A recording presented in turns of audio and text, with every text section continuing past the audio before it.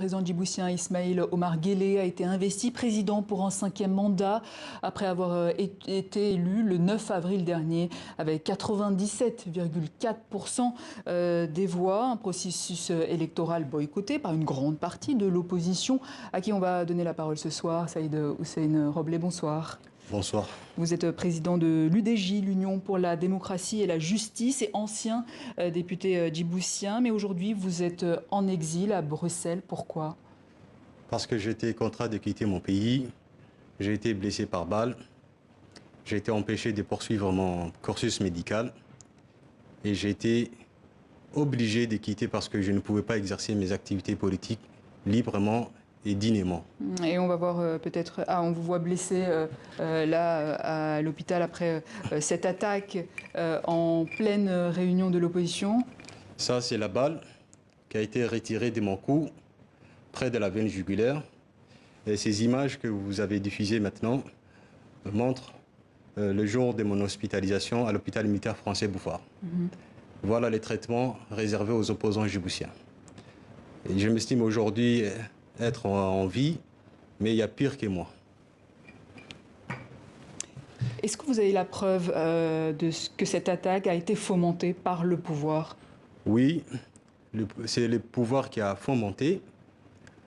C'est le pouvoir djiboutien qui tue ses opposants, soit par empoisonnement, soit sous la torture, soit en détention, soit avec des balles réelles. Depuis que vous êtes en exil, à ce propos, nous avons reçu la semaine dernière le conseiller du président djiboutien Omar Guelleh, Alexis Mohamed. On va écouter ce qu'il disait à propos des opposants et activistes en exil. Okay. Les divergences politiques sont des choses naturelles et légitimes. Néanmoins, ceux qui se prétendent, en tout cas de l'opposition, doivent également, quelque part, assumer les responsabilités et peut-être participer au débat politique à l'intérieur du pays. Ce qui aurait pu peut-être leur donner une certaine légitimité. On ne peut pas se prétendre à la fois de l'opposition et à la fois fuir ses responsabilités. Ça, c'est une chose. Après, vous me parlez de l'opposition en exil. Moi, je ne vois pas du tout qui a été forcé pour partir en exil. Alors, la chose est très simple. Il y a Saïd Hussein Roblé, la chose est très simple. Qui a été blessé par balle, qui est en exil aujourd'hui.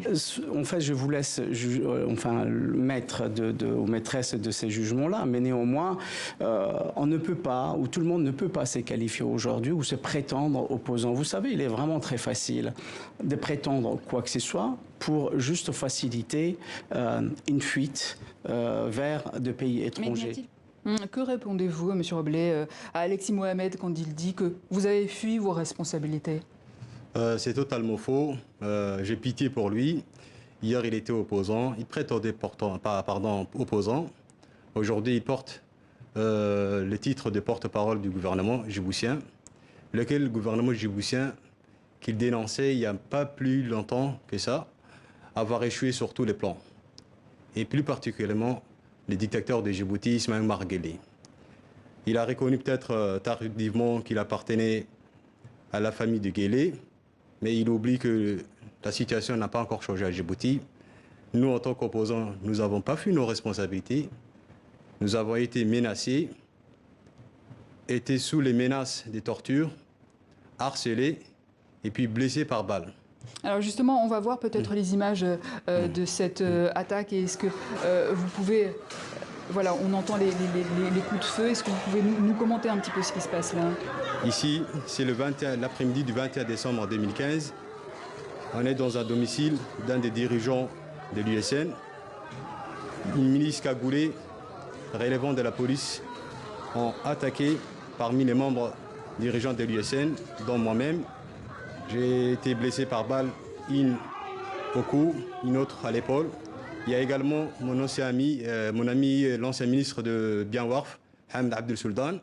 Il y a également le président de l'USN qui a été également blessé lors de cette même attaque.